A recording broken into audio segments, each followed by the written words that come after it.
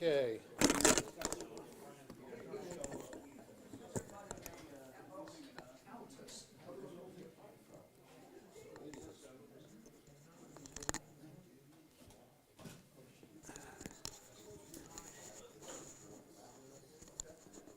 Is this thing working? Can you hear anything? You can't hear anything through this? I think my battery's dead. I need some batteries. Anybody know where there's some AA batteries? You know where there's some? Hello, hello, hello, hello, hello. But it looks dead on here. It's flashing, it says low battery. Anybody know where there's some AA batteries? Because I don't think the microphone's going to work very long if it's continuing to work. I think that's why you're not getting the sound out of it. Anyway, I'll try to talk loud. I don't know whether there's probably thousands of people online. Anyway, hey guys, is it all right if I do this? It's going to mess Dylan up. This works better for me, I think. Maybe he's left-handed. If you picked up a copy of the notes on the table back there, you're welcome to those. And there are notes back there. Most of it will be on the screen, so you don't have to have those if you don't want them. If somebody would run to Walmart and get me some batteries, we'll be good. No, I'm just kidding about that. But we'll manage without them if we have to. Casey's is closer. Okay, got a telephone call this morning. Dylan said, "Hey, Russ, I'm sick." I said, "I don't care. Go cry on somebody else's shoulder." No, I said, "Oh, you don't sound very good." Am I not in the camera? Am I now? Don't move. Trey, on there it says stop streaming. Don't let it. At the end of class, would you hit the button that says stop streaming and all?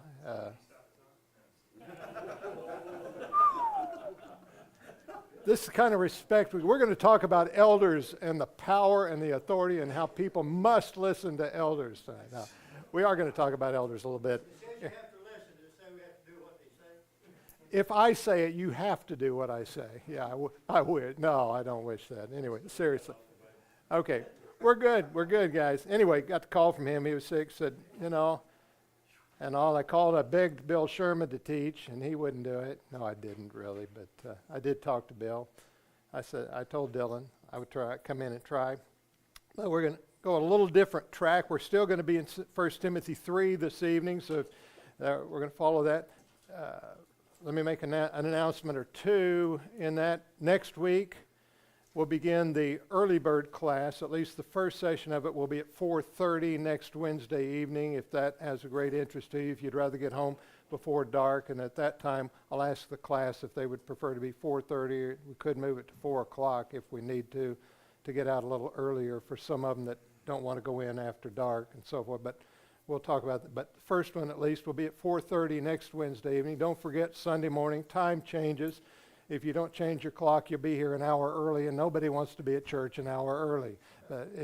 Next Sunday does begin the time change. We fall back 1 hour in that. Oh, you got some batteries for me? Oh, very good. There's a good man with batteries.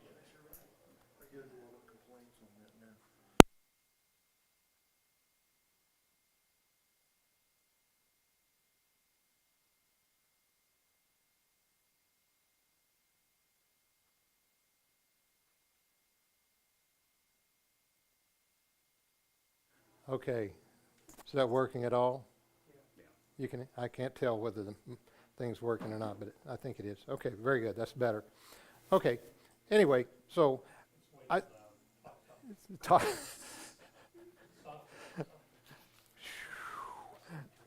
Okay. I guess I deserve that, but good enough. Anyway, I thought, well, what am I going to do this evening? I thought about we'll just open our Bibles to 1 Timothy 3. We'll talk about some of the things that are in there. I thought, well, I'd like to be a little better informed than that. I went back through some old notes I had, pulled out a few things from here and there, put it together. So it's kind of a thrown together thing. But several years ago, the elders here asked me to do a lesson on elders, and what they were and what they were to do. And so I did that. Some of this comes from that. But before we get into our lesson this evening, let's think about any other announcements we got to make. Of course, Friday evening is our trunk or treat. Even if you don't want to go trick-or-treating out in the parking lot, there will be a chili dinner before that.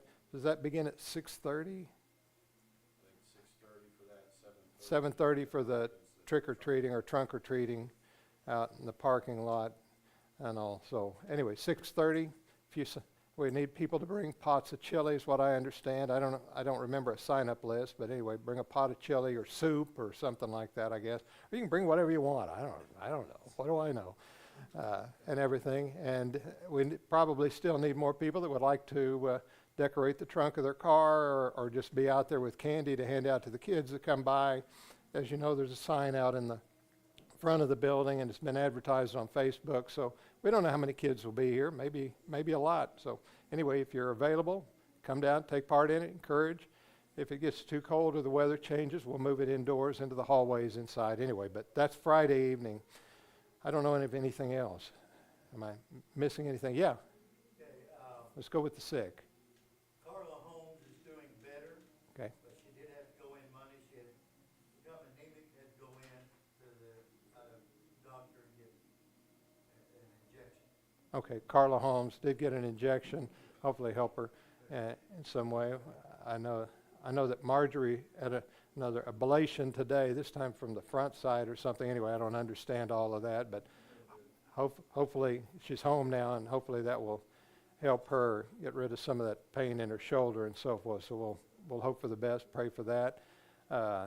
Did anybody find out whether Joretta got moved today or not? She did get moved? Monday. Oh, what is today? Wednesday. Okay. This week, did she get moved into the, what's the name of it, Harrison House? Harrison House, or up here on May Avenue. So be aware of that. Yes, sir. Walter and Carolyn are taking care of their son who had hip surgery. Okay. Michael, right? Michael. Yeah, I believe Michael's his name. Had hip surgery. He has several health issues, I think, that they're dealing with. But so their son, Michael McFadden. Okay. Any other that we need to mention before we'll have a prayer and then get right into our study? Okay. Let's go then. Let's bow for a prayer if we could. Father and God, we thank you again for the privilege and the opportunity to be here. We pray that as we think and as we study together this evening, we might arrive at good conclusions and things that honor and please you. For our great desire is that we be the church that we need to be for you, that we be the men we need to be for our time and our place, and to honor and please you. For it is our great desire to do that and to be right and good in your sight. Help us to be pleasing to you in that way. Help us to see the right thing. Correct us when we're wrong. There are these that we've mentioned who are in need of our prayers at this time. We're glad to see improvements in some, and we hope for the very best. We think about Carla and Joretta. We think about Michael and having surgery, and Father, and Marjorie. We pray that these might have improved health and better days ahead. But Father, help them to be courageous in whatever they must deal with, and help us to be an asset to them wherever we can. Help us to see where we can be of service to them. And for our study and our classes, we pray that we might move forward in a good way that's always beneficial to us, and that we might be a light shining to the community around us, whether we're handing out candy to children or whether we're sharing a meal or whatever it might be. Father, help us to be what you need us to be, and help us to see the very best in those things. May our study tonight be honoring to you and a blessing to us. In Jesus we pray. Amen. Amen. All right.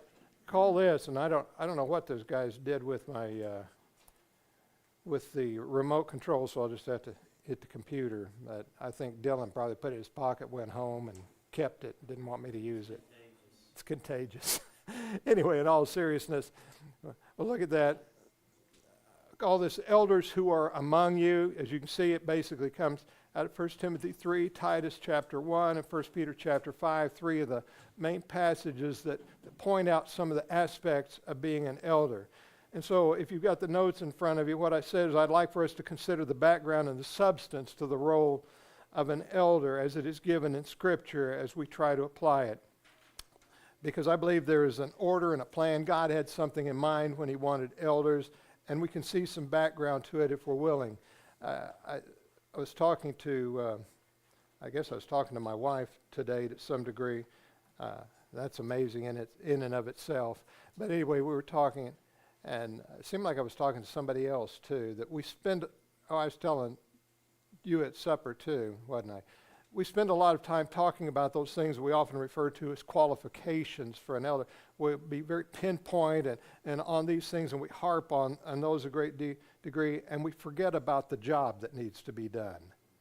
And I think the job that needs to be done, the needs of the church, are at least as important as the character and quality of the men who are to serve in that position.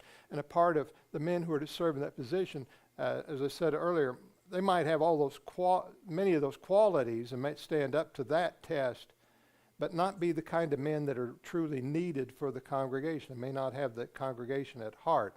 Now, Dylan spent some time talking about, the desire to be an elder. I think it's a desire to serve the church that we're talking about here. And what we find is this, what Timothy has to say, falls into a line of what he is doing in this book, and Paul is doing in this book. As he writes to Timothy, he's written, and we go back in this, and he says, now men, don't you quit praying. You be praying and be earnest about it. Be the kind of men praying.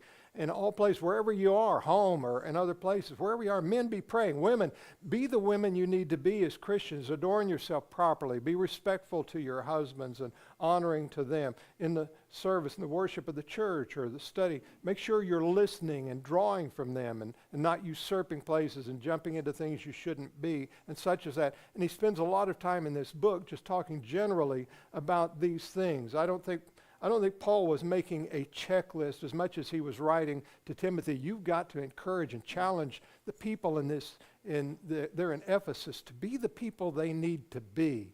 Now, it gets down to some finite things that we need to be and do, and that's part of what we're going to talk about tonight. But in this, and those three passages come to mind, but let's think about this. And the background to being an elder or bishop or overseer or pastor in the church comes down to this. So we go to the background a little bit. Where do we get this idea of being elders in the church? Where's the background? Is this just something that God suddenly came up with, that the Lord said, okay, what we need is we've got to have these guys to be elders in the church, and let's figure that out as we go? I don't think so. You go back to the ancient times, and you find there were leaders that stood out, and these men served as elders or elderly, well, not elderly in the sense we often think of, but I meant elderly in their respect from people and what they were. For example, in the patriarchal families, there was an elder generally in every family.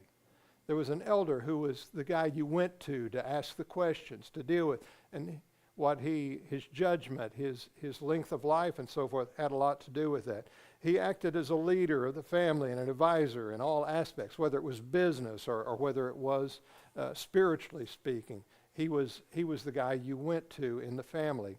And as we find that over time that communities came together more, and you had communities and developed, and there would be men, and you often read about them sitting at the gate, and people would bring their cases to the mature men sitting at the gates of the city, and ask them for their judgments about things. Even where there was not an organized system of law, you depended on them to make their judgments of how things should be. Many of them, it was their experience with God. We don't have a written code always necessarily for them, but there was a desire, and you draw upon them for their thinking about these things. Under Moses, we find that it begins with Moses being basically the elder and people coming to him, but then we find the distribution of this among others. Partly his father-in-law talks to him about that. But we see that come into use on a regular basis within the tribes. There were leaders and guides within the tribe. And he'd say, if something's too much for you, you take it to the next level, basically, and you bring it to me if it's something of that nature. And so there were the elders within the tribes, within the wandering Jews, and then even as they settled into that. And in the pre-exile Jews, as I said, the towns often had elders.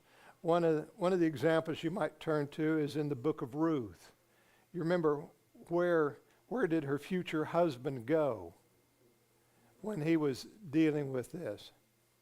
Yeah, he went to the gates of the city where the elders sat. He wanted the council or whatever they were there, he wanted them to consider what he was trying to do, where he was trying to get the rights to the property and to the wife and so forth in this. But you went to the elders of the city and you did that, and you, so what Boaz did in that case was probably a common thing, and there were practices that they had, take off your shoe and things like that fit into that. But these elders or these leaders, while we don't qualify them or quantify them in the same light that we would an elder today, they were very similar in many respects to how we can see that an elder would operate even in the most modern times of today and so forth. But that was the pre-exilic Jews. When they come back from their captivity, back from Babylon, when they begin to settle into the land again, we find something taking place that we had not seen before. It was probably there an undercurrent, but not as organized. When we find councils, especially the Sanhedrin Council, that becomes the high court of the Jews. And if you had a question, you would go to some of those judges. There were judges that they had as well, but you had a question, you could take it to the Sanhedrin. And these guys would gather together, regardless of their religious party, and we think of the two primary parties, the Pharisees and the Sadducees, but there were some others around as well. But you would take your question to them, but they would sit and they would debate and discuss these things, and they would get into the minutiae of things. They would get into the minutest study of things. As Jesus addresses in Matthew 23, he says, you tie the mint and anise and come in. He said, we get down to exactly what you're supposed to pay in your tithes or your taxes or something like that. And so the Sanhedrin becomes the elders of the community, not necessarily elder in age always, but they would become the elders of the community as they would instruct the people, here's what you're supposed to be, here's what you're supposed to do. Sometimes they became overpowered within themselves, we understand that, and Jesus talked about their hypocrisy and so forth within it, and some of that. But in this time, they would set up this non-democratic system, and they would argue, and I think sometimes it was just whoever had the loudest voice wins the argument. But they would debate all kinds of things like, what's work on a Sabbath? What constitutes work on a Sabbath? Well, you could walk so far and it wouldn't be work. So you could do what they referred to as a Sabbath day's journey. How far was a Sabbath day's journey? It's somewhere close to a mile, wasn't it? Right about a mile. And so you could go a Sabbath day's journey.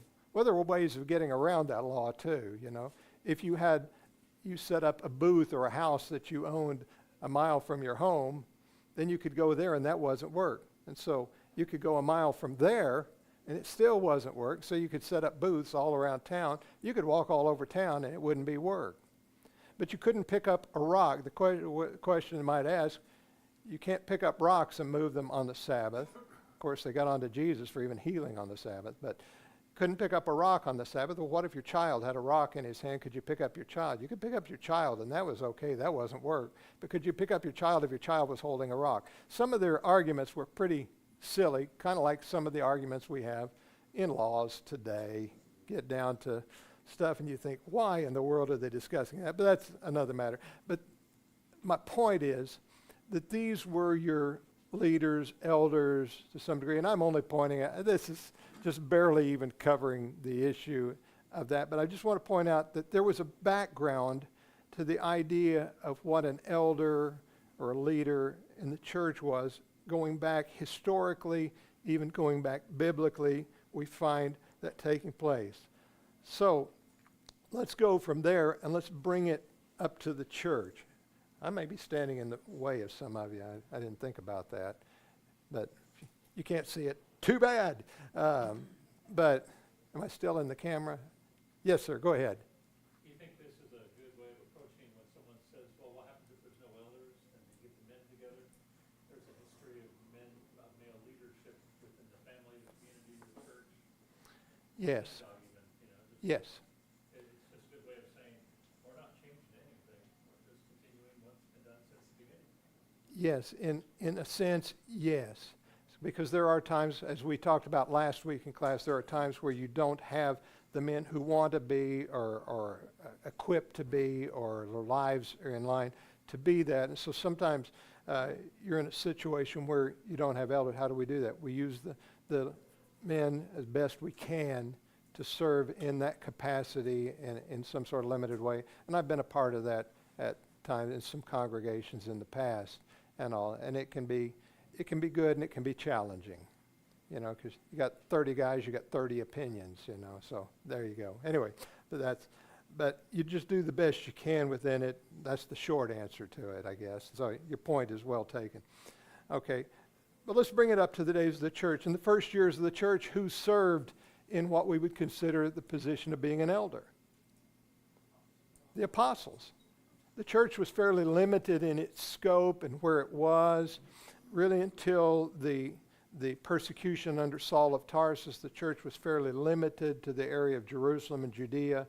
In that area, there was some spreading, but not what we see later on. And the leadership was basically through the instructions of the apostles. In fact, when they had a large issue that needed to be addressed, such as we find in Acts 15, the discussion that takes place there, they come together. Who's there? We got the apostles. We got the elders there, and we're taking the wisdom and experience of these men, and we're drawing upon that.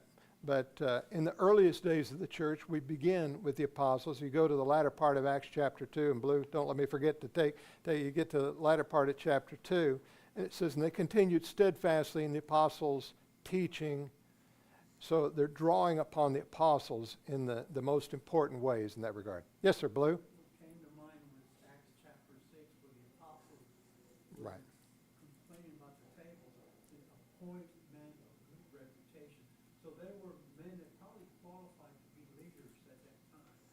Very good point. As you get down to there and you begin to see the church is growing rapidly and you need leaders. It's always been interesting to me as you bring out that we come to this point, we don't have any instruction about elders appointing other specific elders. They said, we're doing this job.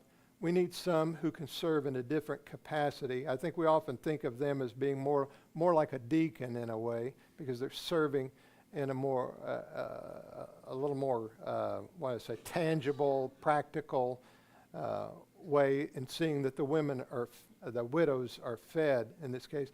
But it's interesting. But yes, your point is well taken, and the qualities that are needed, and that's part of what you were saying, the qualities that are needed in those men at that point. So in these first years of the church, it's fairly limited, but the numbers of people are fairly limited. And then by the time we come and Saul of Tarsus has become Paul the apostle and spreading the gospel to the Gentile world, elders were working at that point. And as he addresses Timothy and Titus, the idea of needing elders in the congregations throughout the Gentile world as well. But their elders are really at work by the time and in various congregations where they can have them in that regard.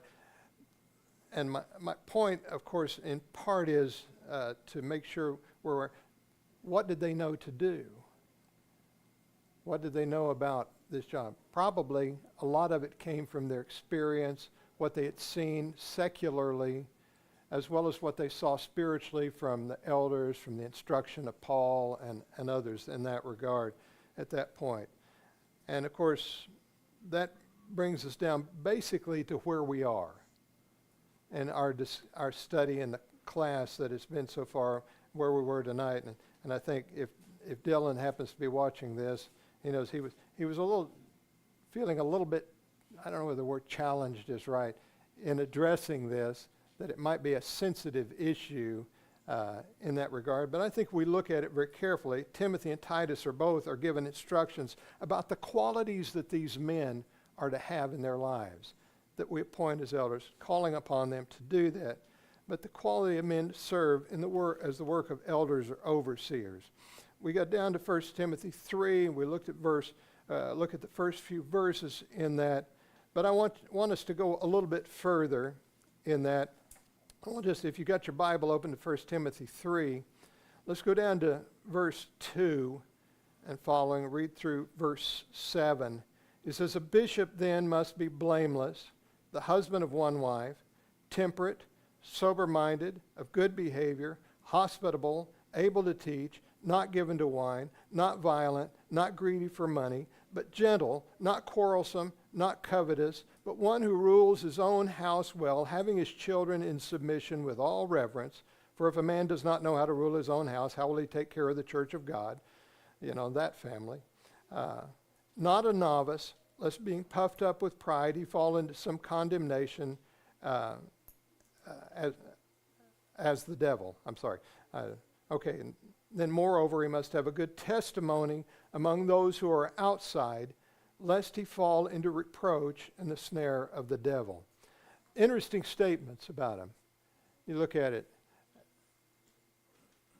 Generally, when I was younger, I think what I heard growing up, these have often been used as a checklist. Got this, got this, got this, got this. And yes, we do look at every one of them in there, but which ones of these are absolute? I mean, which of them are finite where you come to a point and say, I've got that? Think about it. Well, maybe saying he's a husband, okay. But what kind of husband is he? So, a one-woman man. That's what some of the translations bear out, and the general meaning of the statement, husband of one wife. He's a one-woman man. He's not flirtatious. He's not out with others. He's not dismissing his wife. He's not adulterous. He hasn't brought in two wives. You know, things like that, and so forth. And you realize under Jewish law you could have two wives. Moses made allotment for that under the old law, that you could have more than one wife in that regard. I say two wives. You could have multiple wives, I guess, to some degree. But Paul puts in there, he needs to be a man who is devoted to his wife. Very good. I like that.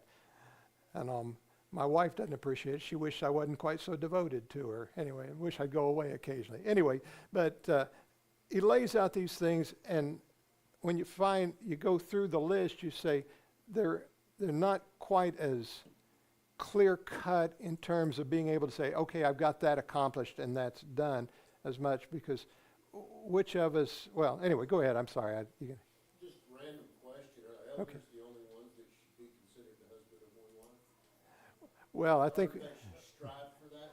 I think you can find that in other teaching for any Christian man to be faithful to his wife. Paul writes to the church, this very church writes to Ephesus about husbands. About that. He was talking about elders. Yes. And the point he made was, most of these, we should be striving for as Christians. No doubt about it. And he said the problem is, we live our lives, and we don't start worrying about this stuff till we're 50 or 60, and kids are moving out, and people start saying the E word to us. We're like, well, I need to start being this. No. All Christians should be pretty much everything on this Very good. list. This is something we should be teaching to our young men growing up. Say, here are the things to strive for in your life, whether it's the faithfulness to your wife and being a one-woman man, or whether it's how you rear children, or being a good testimony outside.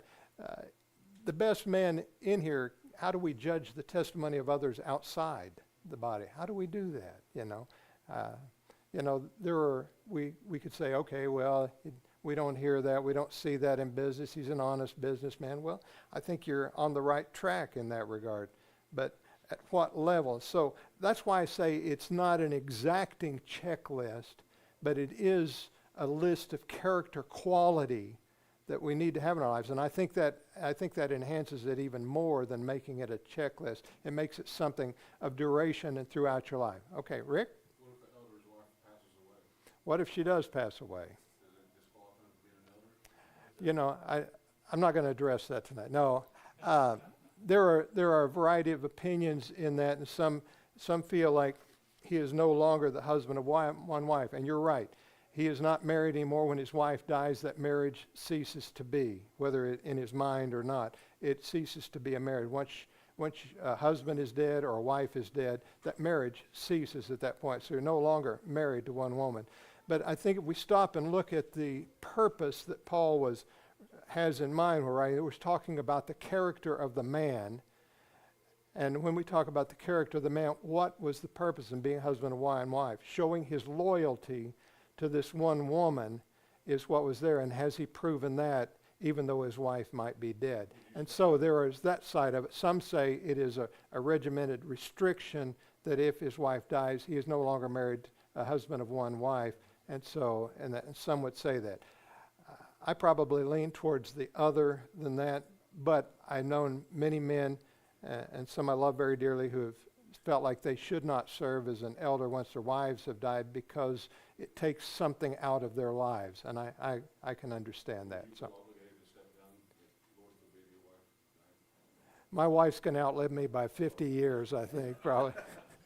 I don't know. I've tried not to face that in myself. I think it's something I would have to examine within myself at that point.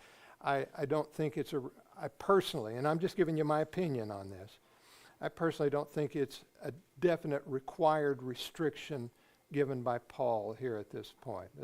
That kind of answers my viewpoint on it. Okay, Danny, you've had your hand up a couple of times and I passed it by. Can I? Okay, I'll come back to you, Keith. I'm sorry. Yeah, and I meant to come back to you, and I apologize. Usually, it comes up in the discussion of if your wife passes away. Yes. But what if you have believing children, and they've grown up, and they're tragically killed in a car accident or something? Is he disqualified then? Again, If you're going to apply it, you have to apply it across the exactly. and that can become difficult. So usually, it comes down to it's a decision. If a man's been an elder for 30 years, and he's been married that time, and his wife passes away, how does he suddenly become unqualified to serve in that role? I think you're addressing my point. Yes, I It comes believe down that. to Right. It's up to him and the congregation that he continues to serve. And we'll come back to the idea of the congregation and the differences in congregations to some degree at that as well. And I think we stated last week, a man can't be an elder of a congregation if the congregation doesn't follow him or doesn't respect him in that way. Yeah. Second point, you were talking about qualifications, hard and fast. So by the way, Dylan's watching. Oh, no. Qualifications being hard and fast. Yeah, I almost every time I've seen people install as elders, ordained as elders, they've had levels of qualification, not 100% in many cases, but a sufficient percentage, if you want to use that guide, to where they were qualified. They may not be able to teach in the sense that they can get up and give a sermon or teach a class, but they may be the best personal class teacher you've ever seen in your life. So sometimes there's a percentage of those qualifications Right. that a man meets, and there's room for improvement. He's not a fully accomplished A-plus student in Christianity, but he's mature enough and has enough of the qualities that he's qualified. Yes, I don't mean to infer that these are flexible, but I think you're addressing the exact idea that it is not a finite in the box thing that we can say this is the absolute. If you understand what I'm saying in that, obviously children are children or they're not children, but it is a question of the character of the man, not the character of the children or the character of the wife. It is the character of the man that is being addressed primarily within this situation. As Paul writes it here in that regard. Okay, you had your hand up, Trey, and then... I was pointing to Rick. Oh, I'm sorry. Okay. And then Keith, you had something, and Danny, I never did get back to you. Go ahead. Well, I just, with this discussion, I think what we would look at maybe as a disqualifier, or the reason is if they still have the desire to serve it as a shepherd when Yes. circumstances, you know, that would be, I think that's where you would see some that have served and then determine they're going to step down in those situations because Yes. they Okay. feel like they don't have, Okay. I wouldn't, I don't know if you want to say It's- passion or what, but, you know, they've lost some of their purpose and their desire for serving as a shepherd. Right. And I think you're right. There are things that can happen in life that take away from our desire to fulfill this particular work in the church, and it is about desiring to serve the church in a particular capacity. You're right, Danny. I still want to get if you can remember what you had to say. I apologize. My experience in congregations when the elders were being considered, Yes. most of them failed because of their household. That has probably been one of the most common points of asking someone to withdraw their name from consideration, to say, well, their children or their life, their home life, for whatever reason, is not, and I don't necessarily want to get into every detail of that, but you're right. And I think why is that particular one issue the one that stands out? Perhaps it is the most easy one to manipulate or see, and to make a judgment on. How do we judge the temperate nature of a man? Often we judge the temperate nature of a man on 2 or 3 hours a week. And is he temperate when we see him and not temperate when we don't see him? What is he like at home and so forth? What is he like in business? What is he like to his neighbors? A very dear friend of mine growing up, I thought he was the most calm and pleasant man, and when I met one of his neighbors, said he just gripes all the time about how I do my lawn and everything, you know, and I thought he wasn't somebody that was pleasing to his neighbors in that regard. And so there are judgments we have to make, and I think Paul has given us a general listing of character qualities that we look for, and I think you're exactly right. This is something that should be in all of our lives in that regard. And so, of course, I like the part of not given to much wine. I just keep wondering when we can have wine in the elders meeting, but not really. No, I'm not. Okay. Any other thoughts, questions at point? Okay, yeah. Yes, Stuart. I was just going to point out, I think one of the big challenges here is even in the Greek, all these are qualitative. They are not quantitative. And Very good. Like Exactly. you mentioned, you know, and has been mentioned, some of these things are obvious and you can kind of tell.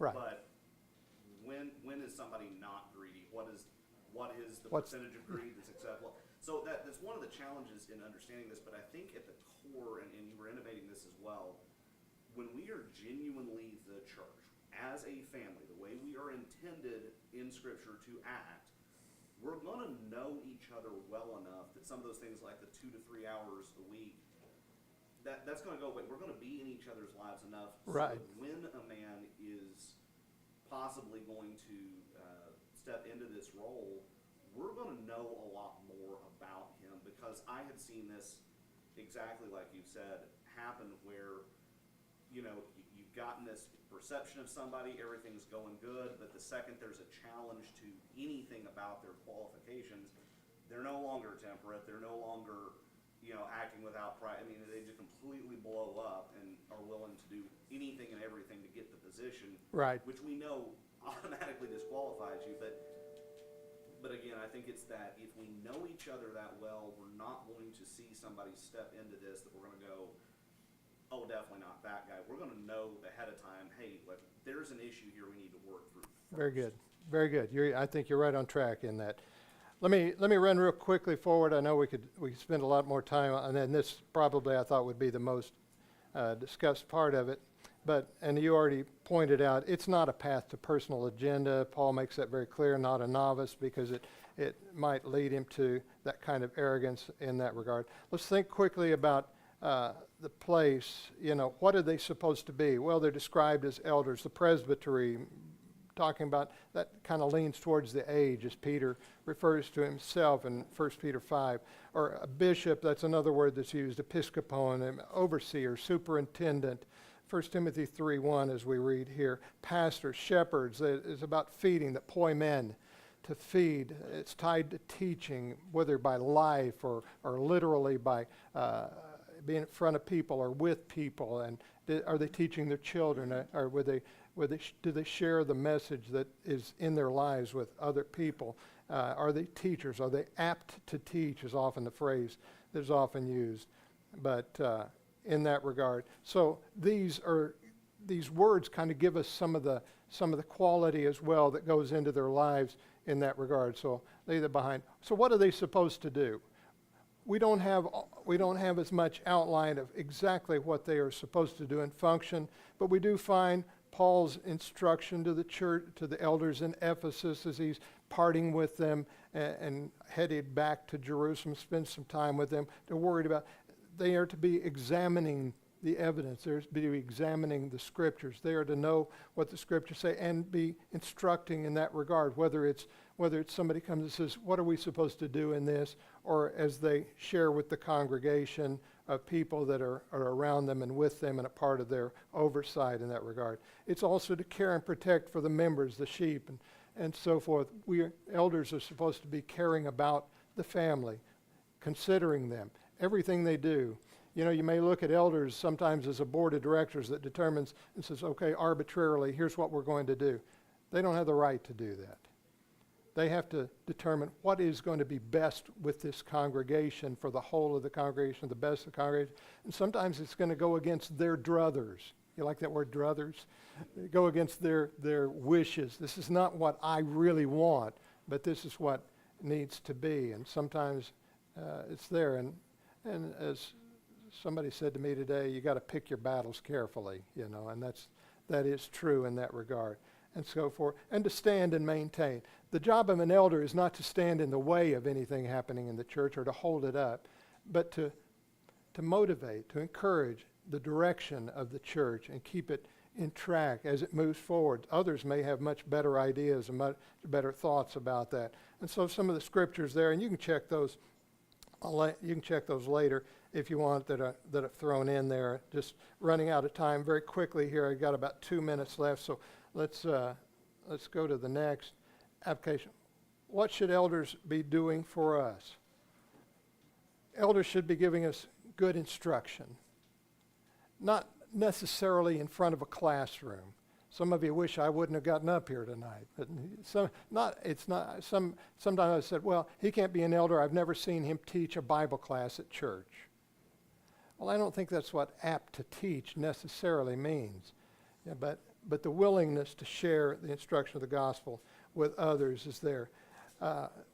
Biblical instruction gives them a responsibility to watch over our souls as instructors and as examples in their life, and to watch the ones who are teaching and what is being taught. Secondly, I put in, and this is my thought, to be flexible to do what a congregation needs.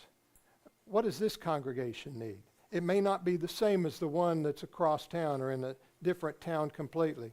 Things are very different in small town America than they are in a city. And the times that people have and what's going on in lives may differ greatly here than it does in different places. I've been a part of 5 congregations in my adult life.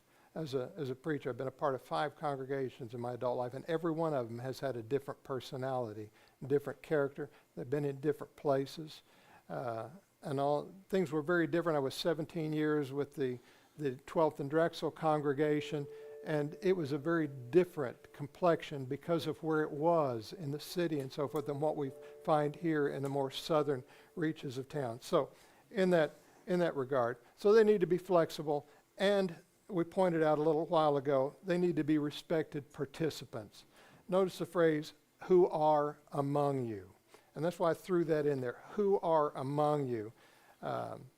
So we think about the elders who are among us. They're a part of the family. They're part of the congregation. They're part of they are not some lofty group that is supposed to meet in a back room and just give down edicts. No, they're not a board of directors. No, they are a part of a family and the care of the family in the same way that any leader in a family, even the father within the family, is going to be a part of that family.